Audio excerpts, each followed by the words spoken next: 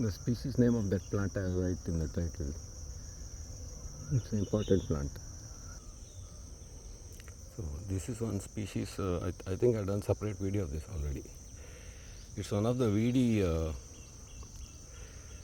small shrub plant of Bangalore area, and it usually comes on its own wherever birds are there, because for obvious reasons that fruits are relished by the birds. So if you see this so-called useless plant in a garden, you can let it be.